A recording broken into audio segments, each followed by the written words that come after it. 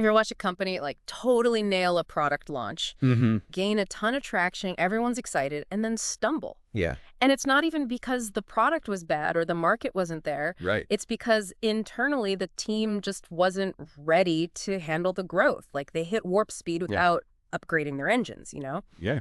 And that's what we're diving into today, that human side of scaling up. Okay. We're using this Coruzant Technologies article, Growth and Scaling Downfalls, as our kind of roadmap. I like it. So get ready to go beyond like the usual business speak. Right. And really unearth some practical stuff about getting your team prepped for serious growth. I'm ready. There's so much hype around scaling fast, but Coruzant, I think they bring us back down to earth a bit, you know? Yeah. That whole thing about how sustainable growth, it really needs that strong internal foundation first. It's like they say, you can't build a skyscraper on a foundation meant for a bungalow. Exactly. And the article doesn't sugarcoat it either. Yeah. Scaling isn't always this glamorous, explosive thing. Right. Often it's about hitting those milestones, those key metrics you've been chasing, and then realizing, oh crap, my team isn't quite ready for what comes next. It's the difference between like celebrating the win Yeah. and then actually being ready for all the work that victory demands. Yeah. And sadly, so many companies, they're so focused on growth hacking and all that, Right. that they forget the most important element. The people. The team. The team, exactly. And that's where things get interesting, right? Because this isn't about some magical hiring spree. No. It's about strategic prep. Coruzant breaks it down into what they call 4 critical factors. Okay. But I like to think of them as like the 4 pillars holding up a growth-ready team, you know? Ooh, I like that analogy. Solid pillars. Very important, especially when you're talking about the weight of expansion. Exactly. So let's hit that first pillar. Quantity. Seems obvious, growth usually means you need more people. Right. But the article, it highlights how many companies just completely underestimate how many more.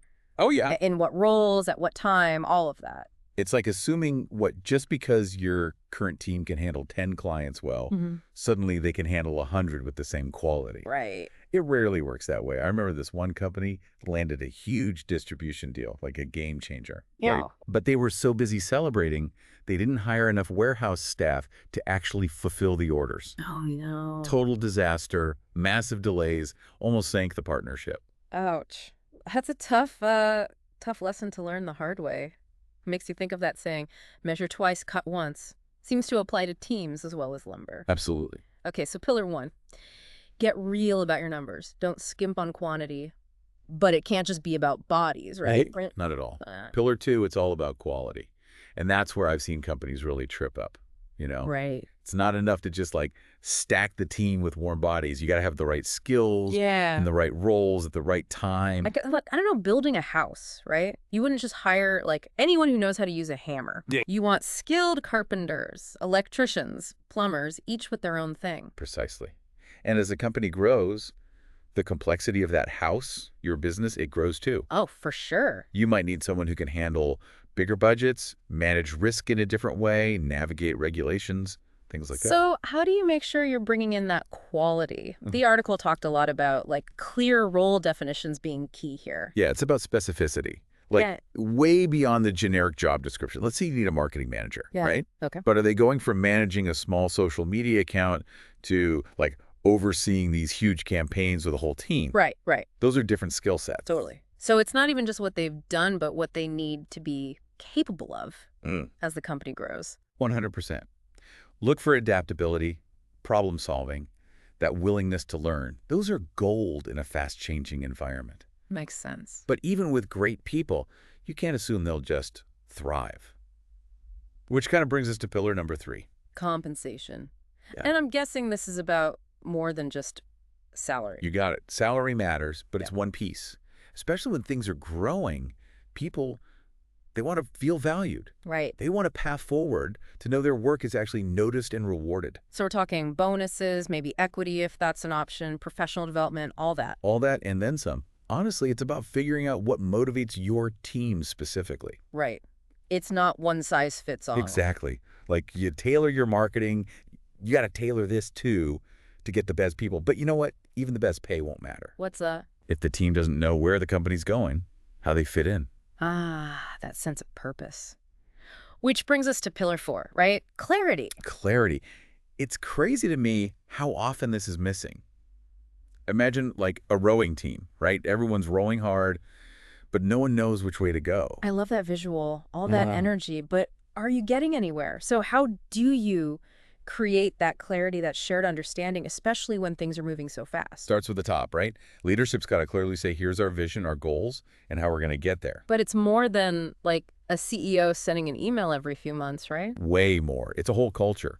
Information needs to flow. Regular team meetings, project updates, even just quick check-ins. Keep everyone in the loop. Exactly. Amazing. And feedback is huge. Oh yeah, giving and receiving. Both. Make it safe for people to share their ideas, concerns, you name it. If you don't know what's not working, how can you fix it? Exactly. When people feel heard, they're way more invested. Okay, so we've got our 4 pillars. Quantity, quality, compensation, clarity. It's like we built the foundation for a growth-ready team. But how do you know if it's actually like working? What are the signs of a team that's truly ready to handle those growth challenges? Ooh, that's a great question. I'd say look at how they respond to challenges. Like, give me an example. What does that look like in action? Well, a growth-ready team, they embrace change instead of freaking out. Okay. They see new problems as chances to learn, to innovate. They're adaptable, resourceful. Instead of getting stuck, they focus on solutions. So they don't just point out what's wrong, they actually try to fix it. Exactly. And they're not afraid to try stuff, even if it means maybe failing sometimes. Because you learn from that. Right. 100%. It's that whole growth mindset thing. But on a team level, That's powerful. it's huge, especially in uncertain times. Yeah. They can adapt as the company does. So it's not just having talented people, it's about making them this dynamic, resilient team. You got it. But let's be real. Even with the best prep, growth can be messy, right? There are going to be bumps. Oh, for sure. And that's where leadership really needs to step up. Right, because it's not always going to be smooth sailing, is it? Never is. That's where good leadership makes all the difference, navigating those rough patches and keeping everyone motivated. So how do you do that? How do you keep morale up, keep that momentum when the going gets tough, when those bumps start to feel like mountains? I think it really comes down to, like, 2 main things: transparency and empathy. Ooh, I was going to say those felt important. Huge. Yeah. When leaders are upfront about the challenges, not hiding stuff, it builds trust. Right, like, hey, we're all in this together, here's the deal. Exactly. But then empathy is that next level. Leaders got to get it. This stuff impacts their team personally, not just at work. Because at the end of the day, we're all human. Exactly. And when people feel seen, heard, supported, they'll go the extra mile, weather the storm. That's how you come out stronger. So it's more than just those 4 pillars, it's the whole vibe, the culture. 100%. Trust, empathy, resilience, all of that matters just as much. Makes you think. We've been so deep in the weeds of, like, building the internal team. Right. But this applies beyond our own employees, doesn't it? Totally. We haven't even touched on the external stuff, partnerships, networks. All that's crucial for growth, too. And I bet those 4 pillars, they still apply, just in a different way. Think about it. Quantity, quality, compensation, clarity could be talking about your network just as easily as your staff. It's like taking those internal principles external. Make sure you got the right partners, everyone's being fair, communication's clear, everyone's on the same page. Wow. It shows how universal these concepts are. Teams, partners, even just in your personal life. Building those strong relationships is how we grow. Couldn't agree more. So as we kind of wrap up our deep dive here into the human side of scaling, what are some key takeaways for our listeners to chew on? Good question. We covered a lot, too, from those pillars to communication, that growth mindset, external partnerships. It's a lot. It is. But if there's one thing I hope everyone takes away, it's that balance is key. Oh, absolutely. It's so easy to get tunnel vision, Focus on just one thing out of that whole system. Like, we need to hire 10 people yesterday. Right. Or just throw money at it. That'll solve it. But as we've seen, real growth, the kind that lasts, needs a broader view. It's like building a house. You wouldn't just focus on the foundation or only the walls. You need the whole thing working together, or it falls apart. And it's ongoing. This isn't like a one-time fix, right? As the company changes, the team needs to as well. Exactly. What works today might be outdated tomorrow. That's okay. That's why you got to encourage that adaptability. The learning never stops. Try new things. Don't be afraid to change course if you need to.